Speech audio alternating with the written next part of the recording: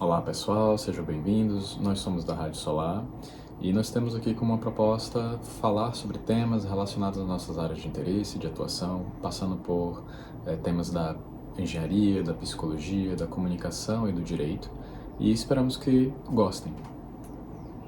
Será um papo descontraído sobre o tema felicidade e vamos deixar vir, a partir das nossas experiências, o que pensamos sobre isso e que esse bate-papo inspire vocês a novas ideias e mudanças na vida.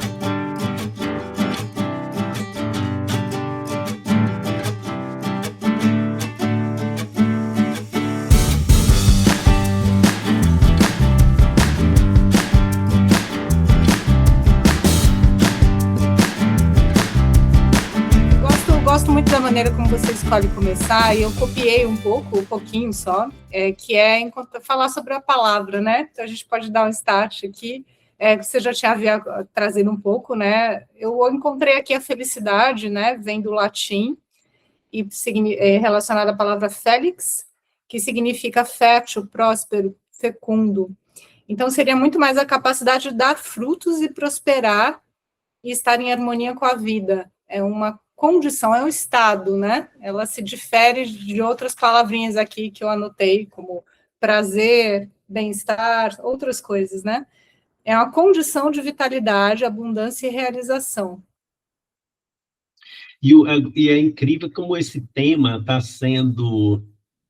Tá em voga um pouco. Eu falo isso porque eu tenho visto aqui ou ali, aqui e ali, sei lá, no LinkedIn, ou no meu algoritmo do YouTube. Eu só uso esses basicamente, assim. Instagram eu uso pouco, mas eu estou vendo assim no LinkedIn, que é o mundo profissional, se fala de felicidade, executivos falando de felicidade, e eu estou vendo também que faculdades estão oferecendo cursos de ciência da felicidade, né? Então, parece que esse negócio, a palavra está em voga, né? Sim. Está em voga. E o que vocês acham? Por que está essa palavra está na moda, assim, no mundo do trabalho corporativo, e naturalmente é um tema relevante para a psicologia, para a filosofia, não é? Sempre foi, né? É um tema que sempre esteve aí presente, sei lá, na Declaração de Independência dos Estados Unidos, não está na Constituição, né? Dizer como as pessoas têm direito à vida, não é? À liberdade e à busca da felicidade. Tem um negócio, né? Pursuit of happiness. Está lá escrito. Por que esse negócio está na moda, né? Por que felicidade está na moda? Nesse ambiente, tá? Nesse circuito. Não acho que é uma coisa geral. Acho que a gente tem alguns, vamos dizer assim, né? Temos algumas razões, e aqui eu não vou nem, de certa forma, pretender esgotar todas as razões pela qual essa palavra está em voga, mas acho que a gente tem hoje também, né, uma demanda, inclusive, social, relativa à felicidade como um todo. E se a gente para olhar, né, o nível, inclusive, de adoecimento psíquico que tem sido registrado, inclusive, nas sociedades ocidentais, a forma como a gente observa em termos culturais, né, isso sendo a própria felicidade em si, ela é um tema muito comum a muitas culturas, embora em outras nem tanto, né? Se a gente pensa na sociedade japonesa, a felicidade, ela tem uma autorização para existir, mas sempre muitas vezes olhada de uma perspectiva do coletivo. Mas no Ocidente eu acho que tem uma busca mais individual por essa felicidade também presente, né? E com um diálogo com redes sociais, um diálogo com... acho que veio essa citação do LinkedIn, né, que também é uma rede social, mas orientada mais para o profissional, também toca nesse mesmo tema, e aí a gente pode, né, ampliar isso para uma série de questões. Afinal de contas, o que é felicidade? O que é que está sendo a felicidade que está sendo, de certa forma, divulgada, por exemplo, em Instagram, em YouTube, etc. E qual é a felicidade que está sendo divulgada no LinkedIn, nos cursos, de uma forma geral, com quais são os pontos de aproximação e também quais são os pontos de distinção entre elas. Então, felicidade é um grande tema, né? Até pensando no momento que estamos vivendo como sociedade, como indivíduos, a gente está falando de um aumento muito grande de psicopatologias, né? Depressão, ansiedade. Então, um tema como esse que fala num outro espectro, né? De um florescimento, de um bem-estar, ele já começa a ganhar um outro olhar. Sim, sim. Eu tinha feito uns apontamentos antes, eu acho que até compartilhei com vocês, né? E nesses apontamentos eu fiz uma reflexão sobre esse ponto, Zé. Por que que neste enquadre que eu estou trazendo aqui na abertura da nossa conversa, assim, tipo, pô, felicidade. É claro que a gente poderia evocar esse tema, que é um tema riquíssimo, sofisticado, né, maravilhoso, que que tem uma certa imprecisão social, né? Assim, as pessoas, acho que poderíamos tentar oferecer para o nosso público, nossa audiência, do que se trata, afinal de contas, né? Mas, neste enquadre que eu trouxe dos cursos oferecidos, dos movimentos dos RHs da empresa, de ter agora palestras sobre felicidade nas organizações, é como se fosse uma linguagem de resposta. Foi assim que eu consegui formular. Uma linguagem de resposta, por quê? Bom, claro que vai, de alguma forma, passar sobre produtividade, né? Mas uma linguagem de resposta é exatamente aquilo que a gente tratou em um outro programa nosso, de burnout, de absenteísmo, e é uma linguagem de resposta porque a palavra ela não vai evocar resistências, ela evoca algo que é positivo, né? Porque poderia falar assim, não, nós vamos falar sobre depressão do trabalho. Não é algo que carrega uma mensagem, digamos, edificante, né, construtiva. E, ao mesmo tempo, de certo modo, ela também pode desarmar defesas para o público interno, tratar de algo como, poxa, vamos estar mais satisfeitos e trabalhar mais satisfeitos, algo assim, tá?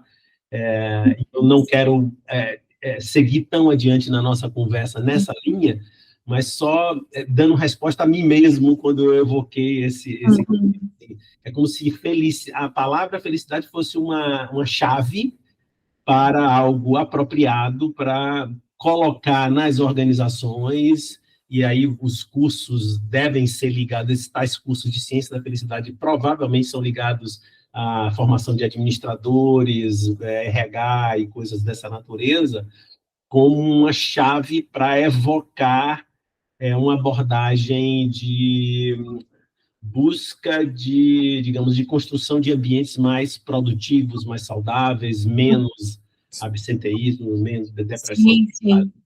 Exatamente, porque dentro das organizações existem muitos desafios, às vezes provocados pelas próprias organizações, infelizmente, por um ambiente que não é muito saudável, mas eventualmente é da vida mesmo, né? Que não é a organização que é a mãe de todos os males, né? Ou não são elas, né? Mas, enfim, então eu acho que essa é uma resposta. Agora, eu já queria, sei lá, propor também que a gente já abordasse o seguinte: como é que a gente organiza esse tema? Né? Sim. Sobre o que vertentes a gente poderia oferecer para a nossa audiência para entender felicidade em diversos ângulos, porque ela é uma palavra cheia de sentidos, multifacetada, polissêmica, etc.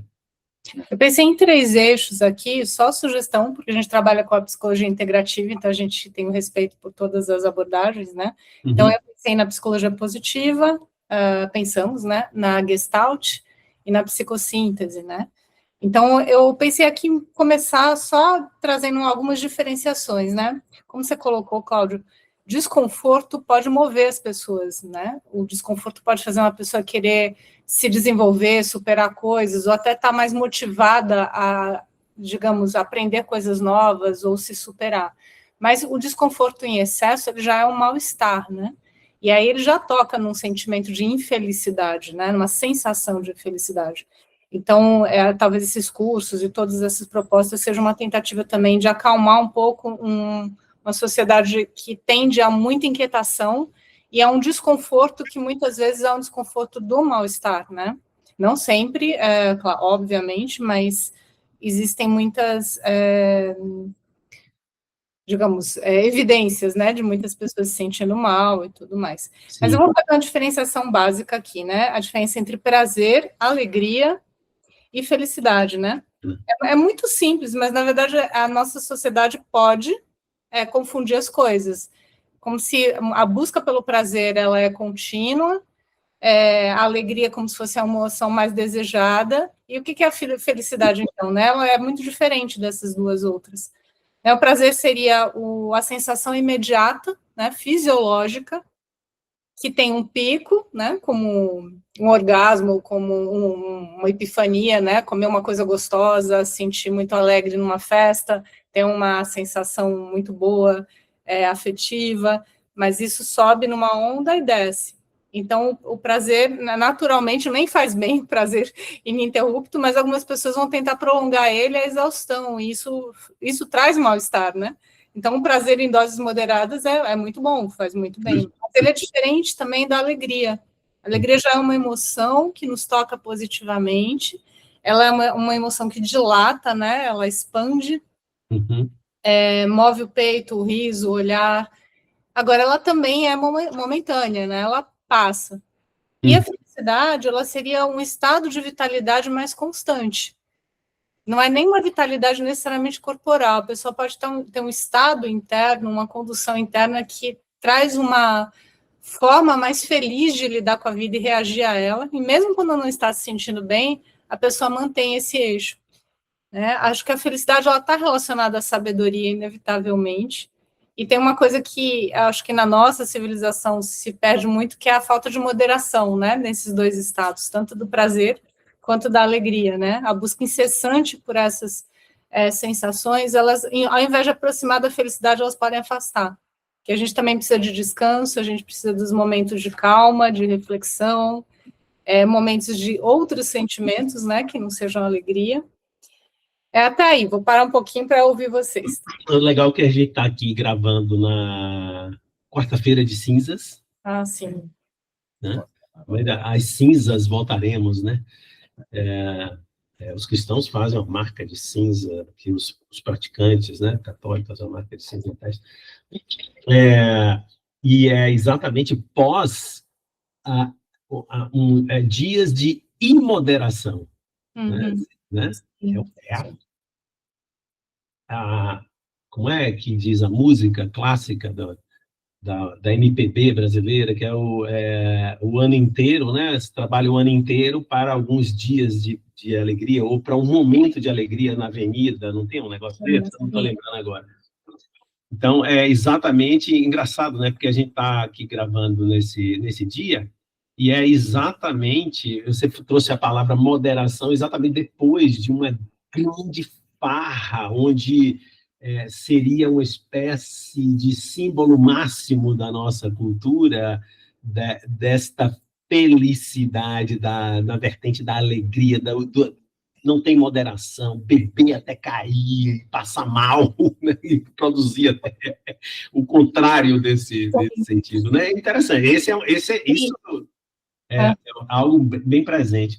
E uma coisa que me ocorreu, assim, também para ajudar nesse momento, que é essa ideia da vida prazerosa, a vida, que também são os apontamentos, acho que essa parte eu também lhes adiantei, a vida engajada, ou seja, são dimensões da felicidade, uma vida prazerosa, não excludentes. A vida engajada, aquele cara que é muito feliz no trabalho, assim, né? Aliás, eu vejo vocês dessa forma, eu, sinceramente, vejo vocês dessa forma, pessoas que me dizem, vocês me ensinaram isso, eu não vejo o tempo passar no consultório, né? A vida engajada, e a vida com sentido, com uma, não sei se é uma boa palavra, causa, uma vida que evoca Viktor Frankl, né? Assim, com sentido, para que você acorda? Quem depende de você? Quem precisa de você? Com quem você não pode falhar? Né? Algo assim, né? Que nos conecta a algo maior, né? Uma vida. Então, eu pensei nessas três dimensões para organizar meu pensamento em relação à felicidade, e vocês que são craques mesmo, né, nessas linhas de psicologia, eu acho que elas trafegam, de alguma forma, sobre essas três dimensões, né, a vida prazerosa, engajada e a vida de sentido. Sim. Uhum. Acho bem bacana o que você está colocando, Cláudio. Eu só vou retomar aqui uma anotação que vem até do Seligman, né, da psicologia positiva. Sim. Felicidade é uma construção, né? Olha. E é uma construção que precisa de nutrição, né? E aí, como você citou já dois aspectos, né, do modelo PERMA que ele coloca, o sentido, o engajamento, né, envolvimento com o que a gente faz, o sentido que a gente pode aprofundar, as emoções, né, positivas, claro que não vão ser só as positivas, mas também provocá-las, poder vivenciar e saborear essas emoções, e os bons relacionamentos, né, relacionamentos amorosos, de fato, e a realização, né? Então, são esses os itens, né, que ele destaca como bem importantes.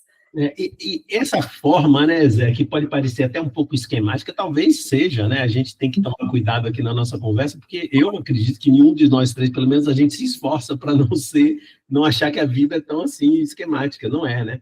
Mas é como se houvesse uma espécie, não é uma coisa idealizada, mas como se houvessem dimensões que têm uma certa, não sei se é uma boa palavra, superioridade no sentido de transcendência, né? É como se a vida prazerosa, que é absolutamente importante. Ontem eu fui almoçar com um casal amigo, eu e minha esposa com um casal amigo, coisa maravilhosa, né? Você comer uma boa comida, né? E estar ali com pessoas agradáveis, né? Uhum. Pessoas que valem a pena você conversar, né? É diferente de uma vida transcendente, né? Algo que, sei lá, né? Nossos grandes mestres que nós admiramos, os santos e os grandes mestres têm, que você olha e diz, nossa, esse cara transformou a vida. Você falou de Seligman, eu falei de Frankl, e esses caras têm uma espécie de felicidade transcendente, né? Uhum. Acho que, como vocês estão colocando, né, tem esse ponto da felicidade como essa grande cama, né, onde há ali uma costura, onde todas as outras emoções elas vão acabar, de certa forma, se apoiando também. Então, é possível ser feliz e, ao mesmo tempo, sentir tristezas ou outras emoções como raiva, pensando um pouquinho nas negativas para falar das positivas, né, assim como foi colocado, tem a epifania, tem o insight, tem a alegria, tantas outras que podem se beneficiar da felicidade. E sendo ela, né, essa grande cama, esse processo de construção, né, dessa felicidade, ela perpassa, né, e pode perpassar de uma forma muito singular, pensando nessas dimensões que foram colocadas. Tem a emoção positiva, tem o engajamento, tem o sentido, tem relacionamento, tem vitalidade, né, pensando na atualização agora com o PERMA-V. Só que cada pessoa vai ver isso em uma dimensão muito particular, muito própria. Então, essas relações positivas para o Cláudio é uma coisa, para o José é outra, para a Tatiana uma terceira via. Então, tem um lugar dessa felicidade construída que também fala de uma identidade que se faz no mundo, né? Então, acho que esse ponto de um sentido, uma vida que é vivida com sentido, e o sentido é uma narrativa muito pessoal, a gente já entra um pouco nesse lugar da eudaimonia, né, que faz uma contraposição. Tati, eu vou pedir para você até me lembrar. A outra contraparte é a eudaimonia e o hedonismo. Muito obrigado.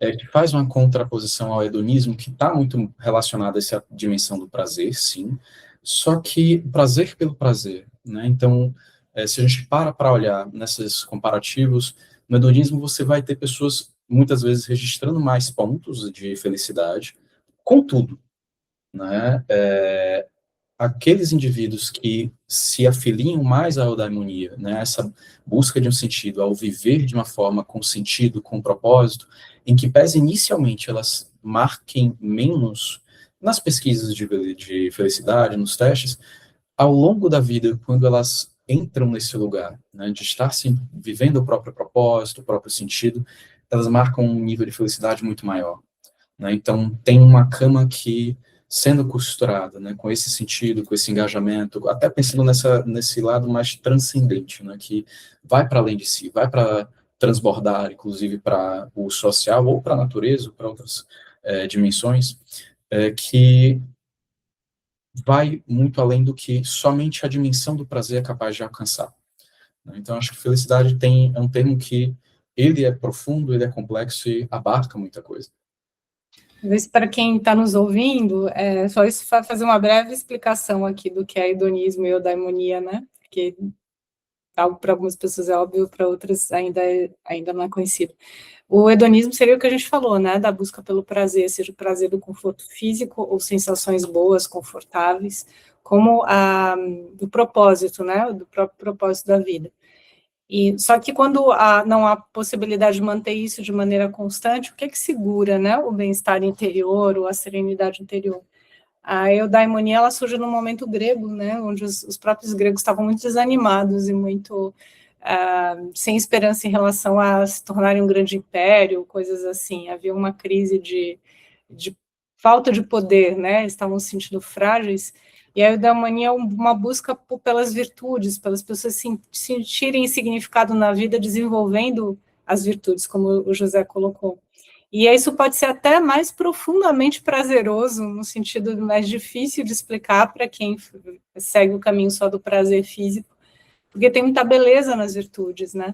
Então, em situações, por exemplo, de desconforto, de indignação, que todos nós podemos viver e vemos no dia a dia, a beleza de um gesto solidário, de um gesto de bondade, de uma atitude honesta, íntegra, de um entusiasmo no momento que uma pessoa contagia a outra a fazer alguma coisa construtiva, tudo isso tem muita beleza e acaba tendo um tipo de prazer, mas como você falou, Cláudio, o prazer transcendente, né? Um prazer da alma.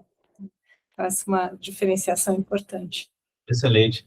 Em cima disso, eu queria fazer um comentário, quer dizer, é isso, né? Quer dizer, a eudaimonia, ela está do lado da ideia da vida virtuosa, e, portanto, da disciplina, do rigor, do compromisso. É como se aí está implícita a ideia do prazer depois, né? Assim, daquele que é capaz de ter resignação para conquistar algo ainda mais realizador, mais edificante, mais que lhe eleva mais, né? Algo dessa linha, a hedonia. E o hedonismo seria a ideia do experimento do marshmallow, né? Que bota um marshmallow na frente de uma criança pequena e diz, olha, eu vou ali atender um telefone, quando eu voltar, se você não tiver lambido aí o seu marshmallow, eu te dou outro. Aí larga lá o menino, 80%, é mais ou menos essa conta, eu estou resumindo aqui, né? Esse é o teste do marshmallow, feito nos anos 60, né, por um psicólogo americano. Então, 80% dos meninos lamberam o marshmallow. E o estudo foi até o final dos anos 70 e apresentou um resultado interessante, que aqueles que tinham mais poder de resignação, dizer, eu vou esperar, mas é pequenininho o menino, né? Para ganhar mais, eles também tiveram desempenhos escolares ou desempenhos nos esportes mais avançados, né? Então, tem essa ideia. O hedonismo, portanto, então, a eudaimonia está do lado dessa coisa da virtude, da resignação, da disciplina. E o hedonismo está do outro lado. O meu comentário é o seguinte, olha, uma provocação. Uhum. Eu ouço de vez em quando alguém comentando de uma forma muito inteligente de que nós temos hoje muito mais conforto do que um rei do século XIX, não é do século XV, não. Sim. O cara morria com 25 anos lá, tinha qualquer coisa, morria. E, de fato, quer dizer, a vida moderna, para uma boa parte da população do mundo, né, talvez para quase todos, comparado com o século XIX, nós temos muito mais conforto, muito mais proteção, sofremos menos fisicamente, porque a medicina evoluiu muito, tem anestesia, tem isso, tem aquilo, tem cirurgia, etc. Muito bem. Dentista, tudo isso. Então, o mundo moderno, digamos, não sei se é uma expressão ainda já arcaica, mas o mundo contemporâneo, nos oferece muito mais poder de hedonismo do que outras épocas. Essa é uma reflexão que eu estou trazendo. Uhum. E, de certo modo, isso, claro, porque lamber o marshmallow logo é ótimo. Então, é como se o mundo hoje é mais próspero, do qual nós três temos a sorte de fazer parte. Eu acho que uma grande parte da nossa audiência, eu acho que toda ela deve fazer parte desse mesmo mundo, né? Que tem um ar-condicionado, tem um carro, tem uma roupa decente, tem um bom óculos. A gente nem pensa nisso, né? Tem um bom dentista, não sofre de dor de cabeça porque toma um remédio e tal. A gente é como se a gente tivesse um marshmallow para lamber à vontade, porque não precisa esperar, já tem 3 na geladeira, né? Então, isso facilita muito mais uma vida hedonista, mais tendente ao hedonismo, do que uma vida mais disciplinada, estoica e virtuosa. Me alonguei um pouco, mas para fazer um comentário, uma espécie de resenha de um mundo que seduz mais para o prazer por natureza, por conta de todos os confortos e conquistas materiais. Faz sentido isso? Sim. Acho que tem um ponto aí também, né, de uma construção do que é felicidade, que ela perpassa nesse olhar também. Então, pensando em felicidade para um contingente razoável da população, né, provavelmente você vai encontrar alguns signos que se repetem. Então, ter o melhor carro, ter bastante dinheiro na conta, ter uma multiplicidade de escolha que beire, de certa forma, o ilimitado, né? Então, é a vida do milionário, do bilionário, de alguém que possa transitar, de certa forma, dentro desses contextos sem qualquer impedimento, qualquer impeditivo. Então, pode acabar correndo um pouco nessa direção. E acho que tem um ponto aí de uma felicidade, né, que a gente pode, inclusive, colocar, tem até um estudo bem interessante, acho que, inclusive, tem um TED Talk sobre isso, no qual, se não me engano, é o paradoxo da escolha, no qual a escolha muitas vezes está associada, inclusive, a um aumento da infelicidade, né? A multiplicidade de escolhas. E a gente hoje tem uma sociedade que nós temos uma multiplicidade de escolha muito alta, né? Então, pegando, inclusive, esse exemplo, alguém que investe no carro X e não no carro Y, que pega aquele dinheiro e faz um investimento no apartamento Z ao invés do B, e nesse comparativo, vai se chegando num nível de infelicidade também que é muito grande, porque vai colocando, inclusive, esse ponto dessa revisão de não poder, muitas vezes, entrar em algo que é muito, eu diria que fundamental para a felicidade, que é gratidão também. Gratidão pelas próprias conquistas, gratidão pela trajetória que está percorrendo. Uma vida virtuosa, ela tem uma questão relacionada ao sustentar, né, o desconforto, e que esbarra numa gratidão maior também quando se há um alcance. E aí não é só em relação à conquista, mas em relação à própria abnegação, né, como você trouxe, Cláudio. Então, uma felicidade, né, que ela é vivida dentro desse contexto, inclusive, mais profundo, ela envolve uma certa medida, né, lidar com essas diversas escolhas que se faz na vida. Então, a profissão que se escolheu, a casa que escolheu morar, a própria parceria, e a gente hoje tem um nível de infelicidade conjugal enorme, também relacionado a isso. Então, as pessoas começam a ter problemas nas suas relações e já começam a olhar para fora, talvez eu tenha escolhido errado, não era exatamente essa pessoa aqui que complementava a minha ação, que já é uma grande armadilha, já que a gente já está falando aí que é uma coisa meio Disney, né? Então, é o príncipe encantado, a princesa encantada, que vai vir, vai complementar, e não é sobre isso. Então, tem um ponto desse sustentar a construção que fala com a felicidade, até pensando aí nas diversas dimensões, né? Relacionamento, carreira, saúde, que você vai precisar fazer escolhas difíceis, né? Não vou beber porque eu preciso treinar, ou preciso tomar cuidado que eu já estou tomando remédio. Então, existe, né, dentro desse contexto dessas escolhas, um local de uma abnegação de entre aspas, um breve sacrifício, que não seria um sacrifício, mas para a nossa sociedade, qualquer vamos dizer, estou extrapolando um pouquinho, mas qualquer vou dizer, abnegação, qualquer soltura em termos de uma escolha, né? Vou tomar aqui a escolha por A e não por B, já se torna um sacrifício.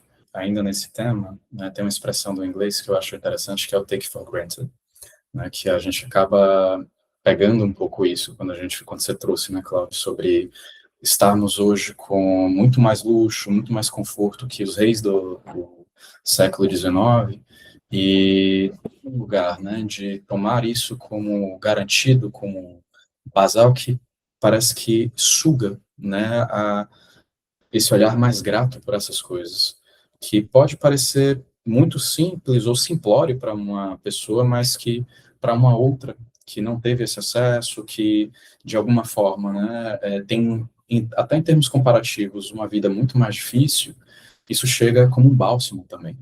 Então, o quanto dessa comparação participa, tanto na felicidade quanto na infelicidade, né? E esse é um dos temas também. Esse é um episódio que toca a todos nós, né? Porque basta que um negócio não funcione na hora que a gente já está impaciente, né? Mas, Tati, sabe uma coisa assim que eu acho que é um privilégio para mim e para a nossa audiência estar com vocês dois, assim, para mim, acho que seria legal se vocês dois desenvolvessem mais a ideia do PERMA e PERMA-V. O que quer dizer isso? De onde vem? Eu acho isso essencial para o nosso programa de hoje. Sim. Eu vou falar de um aspecto e talvez o José possa desenvolver os outros. A gente vai dialogando. Porque a gente está falando deles aqui de alguma forma, né? Eu pensei em relacionamentos, né? É claro que como são alguns ingredientes, é como um prato de comida, né? Com vários nutrientes, todos são importantes. Mas se faltar um ou outro, a pessoa tem os outros também para superativar, né? Mas relacionamentos, né, seria o saber se relacionar. Não só ter relacionamentos amorosos, mas eles não vêm feitos, né? E o desenvolvimento das virtudes, apreciar a beleza das relações, a beleza das pessoas, as qualidades das pessoas. Estar grato, saber ouvir, saber realmente escutar sem julgamentos. Então, tudo isso vai construindo uma atmosfera de bem-estar, né? Como você citou, né, Cláudio? Não adianta um jantar se não for uma companhia agradável. Mas é preciso também se fazer agradável, né? Então, a gente vê, às vezes, muitas confusões em famílias também, em casais, e na convivência, né, entre pessoas que convivem, ou mesmo entre colegas de trabalho, sócios, todo mundo que convive, uma dificuldade maior em praticar essas virtudes, né, de poder ser gentil com a outra pessoa, de poder discordar sem brigar, de poder valorizar o outro e também ser valorizado. Então, isso traz um conforto no coração, que acho que não há conforto físico que dê conta, né?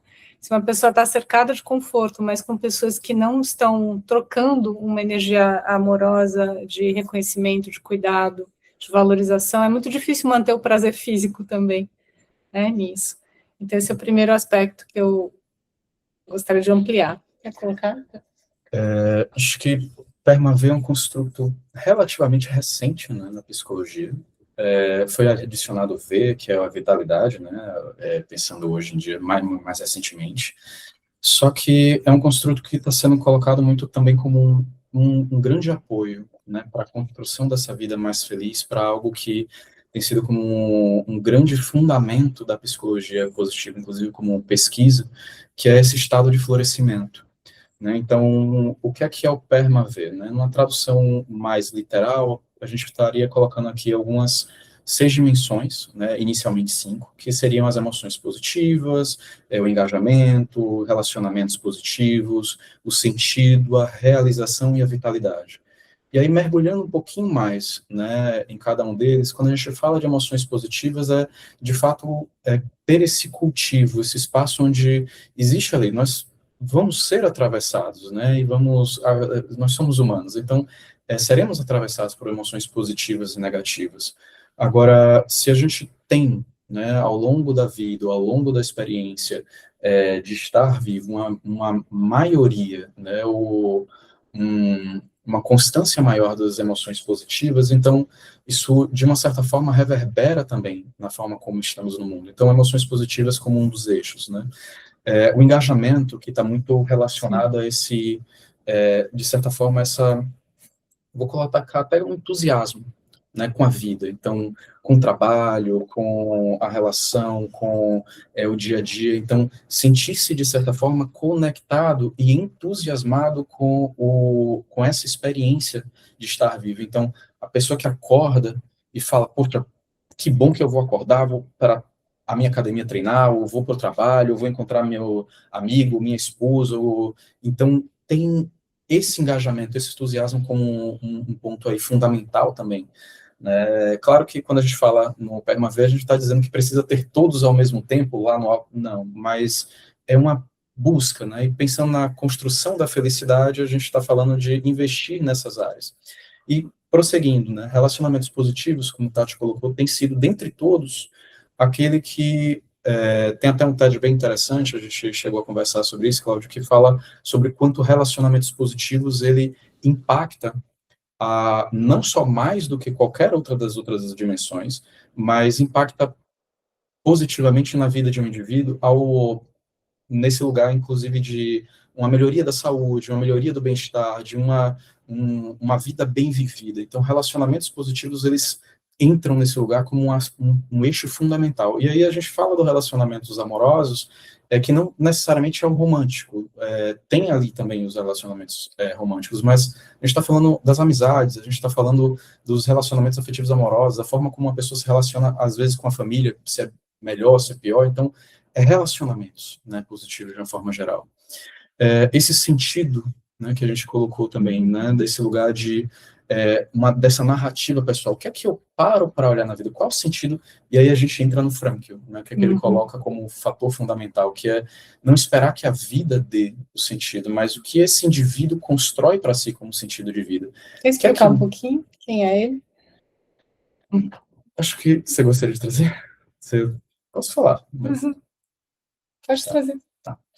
Bom, Viktor Frankl foi um psiquiatra e psicólogo também, que, infelizmente, né, por um lado, ele passou por uma das piores experiências que um ser humano pode passar, que ele acabou, né, por ser judeu, ele acabou sendo levado para os campos de concentração, e naquele período ele já investigava muito, né, basicamente daquilo que é a área hoje, né, de pesquisa, que é o sentido da vida para as pessoas. Ele já estava investigando nesse sentido psicológico, que faz com que esses indivíduos eles escolham estar vivos, né, e dentro de um contexto onde a gente está falando ali, né, por volta desse período de 1930, 1945, o mundo inteiro estava imerso em um clima muito tenso, muito sinistro até, e ele teve uma experiência assim, né, infelizmente muito negativa. Ele foi para o campo de concentração, ele acabou atravessando uma série de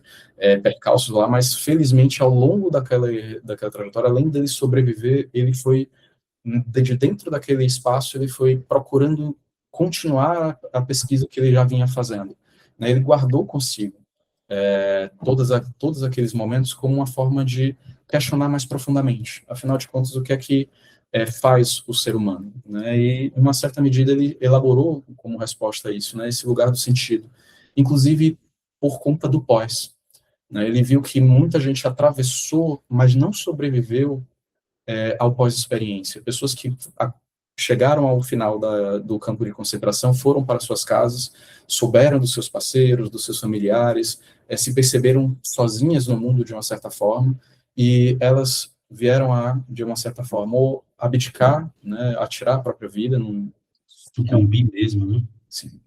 Ou nesse lugar mesmo de sucumbir, de não conseguir mais se recuperar num sentido mais profundo. Então, ele traz esse questionamento, né? Afinal de contas, o que é que traz esse sentido para um indivíduo, principalmente após atravessar uma circunstância como essa, o que é que faz com que esse indivíduo se levante? Então, Viktor Frankl, ele trouxe muito desse olhar para o sentido de vida e a importância que isso tem para o ser humano, né, para o estar vivo, para a humanidade. Então, sentido entra nesse lugar, né, como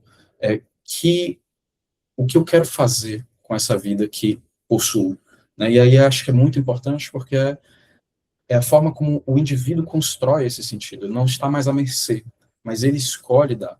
a própria cara, a própria direção em uma certa medida. Então, quem tem sentido aí em termos nas pesquisas, quando a gente vai olhando, tem uma resiliência muito maior, né? Então, eu não vou me lembrar exatamente um ditado, mas se não me engano, vai um pouco para essa linha, né? De quem tem um porquê suporta quase qualquer coisa, né? E o sentido é esse porquê, né? E quem dá, de certa forma, é quem constrói, né? Então, esse é um outro ponto. Por fim, os dois últimos, que é a realização, né? E acho que a gente fala um pouquinho desse lugar de sentir a própria conquista, né? De perceber a própria trajetória e ir notando também o que veio conquistando ao longo dessa vida. Então, realização é uma dimensão importante também desse florescimento, sentir que tem um impacto, não só na vida do outro, mas na própria vida, né? O próprio esforço gera ali algum retorno, gera um reconhecimento, ainda que seja interno, né? E se dissociando um pouquinho desse reconhecimento externo, que é um outro tema. E, por fim, vitalidade, que aí a gente fala de saúde mesmo, né? De se perceber com saúde, de ter condições, de viver uma vida onde o próprio corpo responde bem, em uma certa medida. Saúde, a gente pode falar não só desse cuidado físico, como um cuidado mental, mas essa vitalidade também entra nesse lugar de uma autonomia, né, de sentir que o corpo tem ali, né, vitalidade, tem força para poder viver, fazer aquilo que se deseja no mundo. Maravilha, hein? Quando eu quiser, alguém me perguntar o que é PERMA e PERMA-V, eu vou pegar esse trecho do nosso encontro de hoje do Raio do Solar e dizer, ó, veja aí. Mas é fantástico, maravilhoso isso que vocês falaram, assim, foi uma verdadeira aula, assim, e ajuda muito o nosso tema, né, gente? Isso está no centro do nosso tema de hoje. 3 coisinhas que eu queria comentar em cima disso, né, que eu me lembrei. Uma coisa episódica, eu acho que é de uma entrevista do Viktor Frankl. Ele viveu até os anos 90, se eu não me engano, ou mais? 96 anos, se não me engano. Deixa eu falar uma coisa que é curiosa, tá? Coisa de pessoas mais velhas. Eu vi Viktor Frankl em pessoa, sim. em Brasília, e peguei o livro dele em português e ele me deu um autógrafo. Sim. Deu um autógrafo do livro. Olha que coisa incrível, né? Uhum. Ele, na hora, eu achei ele meio mal-humorado. Acho que ele estava zangado com alguma coisa lá, que eu não sei o que é. Da organização. É engraçado, né? Você chega perto e o cara... Você acha que ele vai dizer, meu querido... Não foi comigo, mas ele estava mal-humorado. Então, esse é um episódio. Mas a coisa episódica é... Eu vi uma entrevista dele em que ele dizia...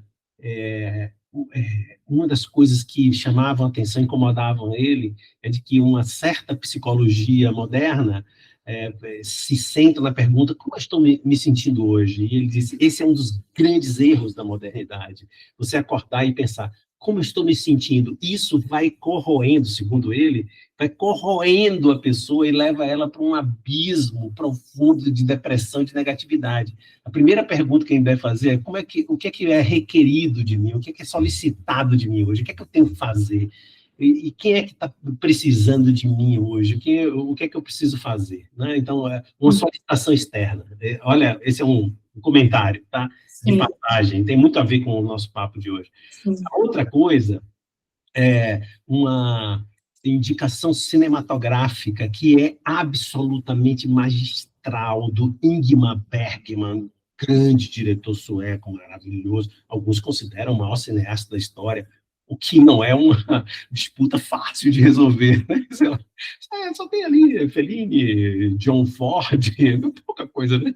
Mas o Bergman tem um filme cujo tema é um grande reconhecimento externo que evoca uma coisa maravilhosa, altamente psicológica do personagem em Morangos Silvestres. É um clássico do cinema, é indispensável esse filme, eu acho que inclusive para os mais jovens, é um filme maravilhoso, eu acho que é dos anos 50 ou 60, e é um senhor que é um grande médico e vai com a filha para receber uma premiação da vida dele. E é um dia da viagem onde ele vai recobrar, cochilar, sonhar, onde ele vai rever a vida dele, as infelicidades, os erros, as coisas, e, no entanto, ele está a caminho de um dia glorioso, merecido. Ele não é uma trapaça, mas ocorre nesse dia de dizer, nossa, eu sou uma fraude. É maravilhoso o filme, é absolutamente indispensável para todos nós. Porque tem a ver com isso, tá, Zé, que você falou, que reconhecimento externo e o interno, onde hoje mídias sociais, likes e etc., claro que é o reconhecimento externo levado às últimas consequências, né? Então, estamos vivendo, tem uma cena imensa disso nos tempos que vivemos, né? E uma última coisa, Tati, uma coisa que eu acho que você já mencionou 2 vezes, eu acho que você que mencionou isso, que é trazer a questão da beleza, e da beleza ao redor, né? Porque eu acho que isso, de alguma forma, passa pela felicidade, ou algo mais, digamos, profundo e permanente conectado à felicidade, que é a construção de espaços de beleza, o convívio e o cultivo da beleza, de uma boa música, de uma bela culinária, de uma bela paisagem, de uma casa arrumada, onde você busca ter uma certa beleza na sua casa e espaço de casa. Porque eu, particularmente, acho as cidades brasileiras, nossas cidades, cada vez mais enfeiadas, né? Muito feias as cidades. Acho que o brasileiro convive com feiura, infelizmente, tá? Então, e inclusive noto em alguns espaços, assim, até pessoais, a falta de beleza, a falta de cultivo da beleza. Quando eu estou falando de beleza, não são construções gregas e romanas, não é isso, não. Estou falando de um vasinho, de uma planta que dê graça a um espaço. Então, eu queria trazer um pouco isso, assim, para a gente trafegar por essa questão da beleza e da felicidade aqui, um pouquinho no nosso programa. Vou trazer um pouquinho o que a Gestalt fala sobre um tipo de felicidade, né, o que concebe sobre isso, que é mais um estado de percepção, né, um estado aberto para perceber a vida. E fala um pouquinho sobre o Carl Jung também. A Gestalt se inspirou muito no Zen budismo, né, então o estar presente, de fato, não é a pessoa perguntar a si mesma como está se sentindo, nem perguntar insistentemente para outra pessoa isso. É interessante esse comentário que o Vitor fez. É muito mais estar aberto para perceber o mundo, né? Então, uma pessoa, numa tarde, pode observar o canto dos passarinhos mesmo. A gente fez até um post sobre o efeito do canto dos passarinhos, eu fiquei muito emocionada, né? Sobre a resposta das pessoas, porque entusiasmou muito. E, assim, como são coisas simples, né? Curtir um café da manhã, uma coisa simples, observar uma árvore, observar um nascer do sol. Então, estar presente agora, né? Quando eu estou presente, eu percebo o mundo, percebo coisas confortáveis e coisas menos confortáveis. Mas o ato de perceber, ele pode trazer essa sensação de estar fértil para fazer algo, né? Se eu estou incluída no mundo, se eu estou acordada para o mundo, eu posso até me engajar e perceber, às vezes alguém está precisando de alguma coisa ali pertinho, e se a pessoa não está percebendo o mundo, não vai nem poder ajudar, porque nem viu, né? Um animal precisando de ajuda, alguém precisando de ajuda. Então, unindo um pouquinho aqui o que você falou sobre o Vitor, e eu vou trazer um pouquinho o Carl Jung, né? Que ele traz a importância da autenticidade. Então, ele fala do processo de individuação, de cada um de nós ser o mais autêntico possível, né? Se florescer, eu pensei nas árvores, né? A macieira vai ser uma grande macieira, a mangueira vai ser uma grande mangueira. O que é esse grande? É a pessoa poder brilhar sendo quem é, né? Sendo a si mesmo, sendo autêntico, autêntica. De qualquer maneira, se encontrou com o escritor num momento muito autêntico dele, ele não estava fingindo nada, né? Não estava sorrindo de maneira fake, nem nada. Então, assim, a felicidade não é um sorriso estático no rosto, né?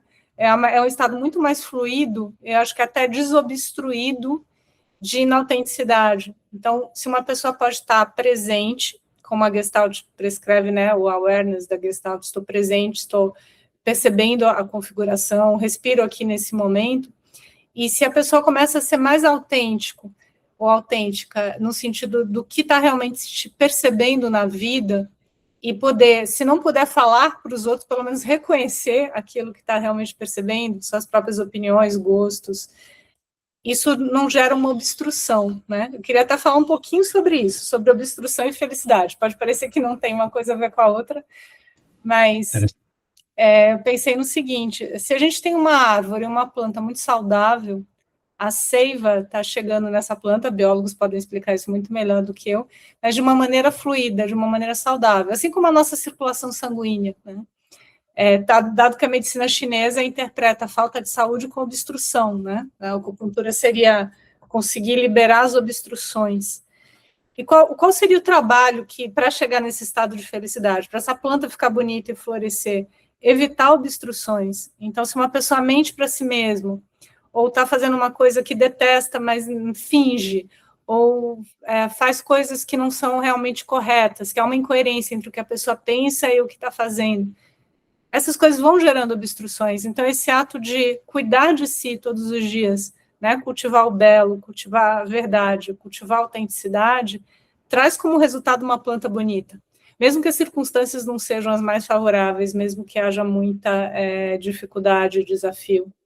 Se a pessoa é autêntica, ela tende a ter um fluido vital, né, uma energia vital muito mais inteira, né? Eu lembrei aqui dos conhecimentos do Reiki, né, do Reiki japonês, que eles falam que a energia maravilhosa da felicidade é a energia da desobstrução. Né? Ela não precisa de nada, é uma energia, é uma vitalidade, a gente entra no modelo PERMA, porque a energia está desobstruída, ela está limpa ali, fluindo de maneira limpa. Fantástico. Olha que legal, né, que a gente está chegando aqui mais para o fim do nosso papo, mas surge essa palavra para mim inesperada, né? Que está do lado digamos, do campo da infelicidade, as obstruções, né? Ou talvez as incapacidades de identificar os caminhos mais fluidos para contornar as obstruções, né? Uhum. Então, que bacana, hein? Que bacana. Eu pensei nisso quando você falou da casa limpa, porque assim, qual é a melhor maneira de desobstruir alguma coisa? Muitas vezes, assim, como é que eu arrumo aqui? Limpo a casa, arrumo aqui a cozinha, vou dar um jeito nas roupas. É algo que é o que a gente pode mudar numa hora em que as coisas às vezes não estão claras. O que eu posso desobstruir hoje, né? Sei lá, encher o pneu do carro, pagar uma continha aqui, não posso pagar todas, vou pagar essa aqui, fazer alguma coisa que limpe o caminho. Né? Sim, sem dúvida. Eu não sei se na minha pequena maledicência aqui vocês concordam muito, mas eu acho que essa coisa do espaço e o cultivo da beleza é algo que eu me preocupo com o nosso país, né? Sim. Eu me preocupo particularmente, né? E não tem nada a ver com bairro de rico e bairro de pobre, não é isso que eu estou falando. Não é disso que eu estou falando, porque não há nada mais bonito para mim, como brasileiro, ver casinhas simples, né? Assim, sei lá, algo que, por exemplo, aqui em São Paulo, para mim sempre foi uma fonte de inspiração, né? Os cortiços que fizeram a cidade. A cidade era um grande cortiço, mas tinha uma poesia, uma beleza, que às vezes coisas modernas e tal são, nossa, muito feio, né? Tudo muito pichado, tudo. Então, esse cultivo também do espaço coletivo e da comunidade cuidando um reflexo de um esforço para a felicidade, de alguma forma, né? De uma felicidade onde as relações vão acontecer, né? Sim. Então, e também uma última coisa assim, que eu queria comentar sobre isso, até algo que eu infelizmente vejo que está em pauta, é que, não, isso é uma questão de gosto. Eu não concordo com essa ideia. Existem coisas belas e coisas feias mesmo, né? Essa é a minha visão. Então, e eu acho que se as famílias, as pessoas, e nós como profissionais de saúde, pudermos cultivar isso, indicar coisas que a gente acabou fazendo aqui, né? Não é receituário para ninguém, mas dizer, pô, veja um filme lindo, Uhum. Você vai estranhar, não tem nada de ação, não tem carro batendo, nem perseguições, mas se você conseguir pegar o fio da meada, né? Sim. Do filme, você vai... Aliás, a propósito, sobre isso, um dos filmes recentes que eu vi e que fiquei encantado, que é uma coisa que tem sido rara ultimamente, é um filme sobre Hamlet, né, que é um filme chamado Hamnet, que era o nome do filho dele. E claro que é uma fantasia, porque não há muitos registros da vida pessoal de Hamlet, de Shakespeare, na verdade, né?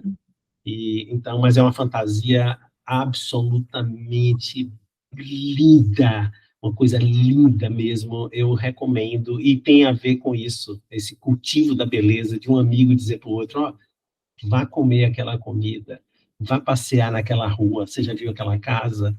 Essas coisas eu acho que são pequenos gestos a favor da felicidade, né? Eu acho. A beleza, ela tem um fator fundamental, né, que se a gente para olhar ela como uma força de caráter, aí puxando um pouquinho da psicologia positiva, ela entra como uma apreciação à beleza e excelência, que é uma força de transcendência, né? Então, é, de uma certa forma, ir além das fronteiras de si mesmo.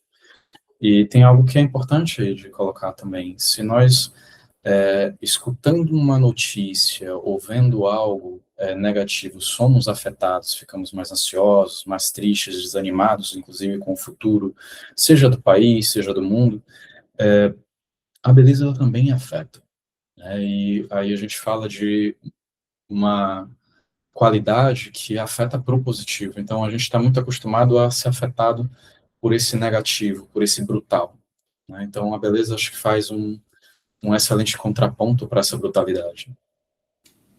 Tem uma frase do Dostoiévski que é clássica, conhecida, né? Quer dizer, nós contabilizamos, é mais ou menos isso que ele diz, né? Nós contabilizamos as nossas infelicidades, mas esquecemos de contar as nossas felicidades. Nossa. Ele diz isso, né? É uma frase clássica do Dostoiévski. Sim. Falando da psicologia positiva muito antes. Pois é, e isso é engraçado, né? Porque esses tipos de autores, eles falam, e eles falam pra gente, né? Pra nós, eu, né? Não é pra nós, coletivo, que você tá lendo o livro, é comigo esse negócio, né? Então, aí você pensa, nossa, realmente, né? Como nós, às vezes, pobres mortais, nos ligamos naquela coisa, a ideia do pensamento negativo, né? E, de fato, é interessante, né, quando a gente dedica um tempo aqui para falar de felicidade, como um autor desse nos ensina coisas, assim, absolutamente sábias nesse caminho, né? Quer dizer, de contar as infelicidades, mas nós temos... É isso que a gente falou um pouco, né, que facilita até o hedonismo. A gente tem tanta coisa. Sim. Quente, é um sucesso, micro-ondas, a comida tá quente em 2 minutos, é um negócio inacreditável, né? E cada vez mais, como sociedade, acho que o Ocidente praticamente inteiro, né, incluindo os países que não estão no Ocidente, mas são ocidentais, né, cada vez mais impacientes, menos comunitários, não é? Andamos menos, né? Andamos menos, vemos menos paisagem, ouvimos menos os pássaros, né? De novo, falando de onde eu vivo, né? Uma megalópole grande demais, né? Não deveria nem ser tão grande, mas se você andar quase em qualquer rua de São Paulo, você ouve passarinho. O tempo todo, basta prestar atenção, mas as pessoas, se você falar isso para a maioria das pessoas em São Paulo, estou arriscando dizer, não fiz essa pesquisa, mas se você ouvir o passarinho, as pessoas não vão ouvir os passarinhos, porque está todo mundo ligado ali no ônibus que vai passar e tal. São pequenas coisas que talvez ajudem, né, a gente se conectar com esse tema tão importante, né? Sim. Fazer só ligar algumas coisas que vocês estão falando, que acho que é de uma importância tão grande, né? Se cada um de nós pratica a gratidão, a gente está praticando um treino para olhar para o que é bom, é positivo, é valioso ao nosso redor. Se isso não for feito, como vamos nos relacionar com as pessoas bem, né? Porque se a insatisfação, ou a gente contabiliza só o que falta, quando há um contato entre duas pessoas, o que vai vir, mesmo que não seja falado, é a crítica. O que falta no outro, o que o outro não fez, ou onde o outro me desagrada. Mas se é um treino também para ver muitas coisas boas, é natural que a gente comece a apreciar mais um ao outro. E se o bem-estar está muito relacionado à qualidade dos vínculos, então uma coisa vai ajudando a outra. A gratidão ao saborear as coisas também é poder perceber as pessoas de maneira mais gentil e positiva. Isso traz um dia mais ensolarado, né?